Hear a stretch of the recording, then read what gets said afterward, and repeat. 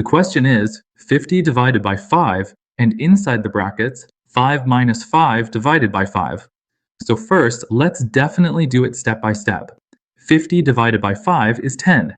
Now 5 minus 5 is 0, divided by 5, so that becomes 0 divided by, now let's solve further, 10 times 0 over 5 becomes 0. 10 times 0 equals 0. This is the answer, but this is wrong. Now let's rewrite the question. 50 divided by 5, and inside the brackets, 5 minus 5 divided by 5. So first, we'll solve the brackets, and inside the brackets, we'll solve the division first. 5 divided by 5 becomes 1, so it's 5 minus 1. Now, 50 divided by 5, and inside the brackets, we'll solve 5 minus 1 next. So 50 divided by 5.